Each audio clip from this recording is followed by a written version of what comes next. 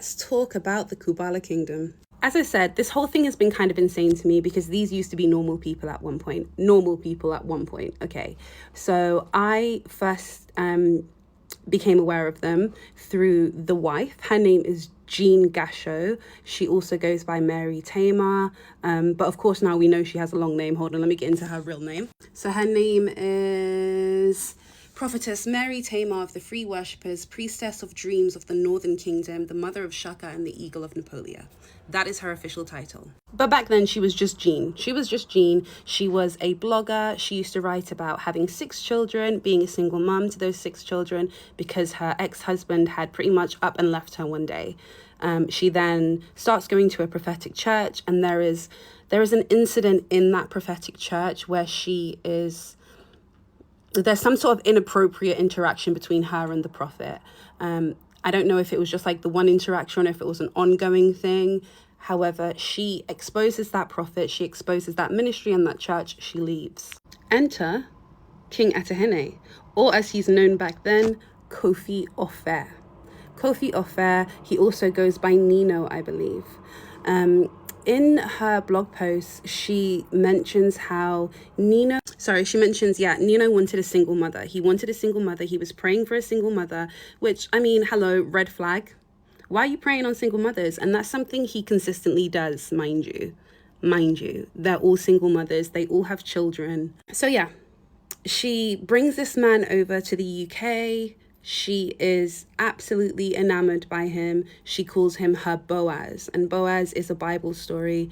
Boaz and Ruth, the story of Boaz and Ruth is a story of a woman who was sort of an outcast or uncared for being brought under the protection of Boaz, and he is her protector, her savior in a way. He keeps her safe. He makes sure she's fed.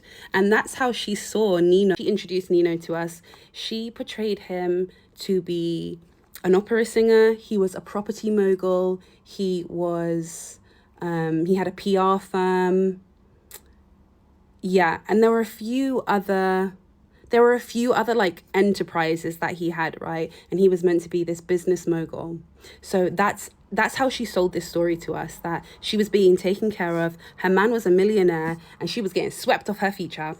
It later comes out that the properties were actually Airbnbs that he was subletting, and the PR firm was really him just doing work on Fiverr. So a lot of his background was overinflated. But alas, it didn't matter, right? Because Jean's in love with him. That is her man. They get married in a park. I don't know if it was a legally binding marriage because I believe one of Jean's children was the person to marry them. I think he was like the officiant. Officiant? Is that the word? I don't know. Yeah, he was the person that, did the ceremonies, did the vows and the ceremony in the park. They're married.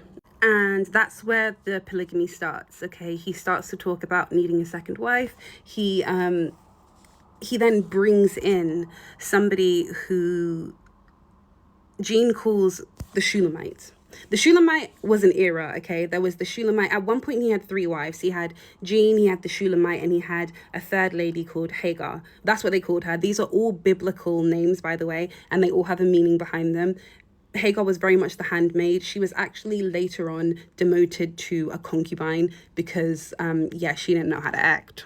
The wives are a running theme, and it's always that the wives are young, they seem to be quite vulnerable, they're either single mothers, and again, I don't know why they all have to come from the States. His previous wife, now mind you, this lady that he has in the forest up there in Scotland, her family are looking for her. Her family are looking for her and her young child, okay? And this is not the first time. The wife they had before this one, we actually have to broach the topic in a really sensitive manner because she passed away.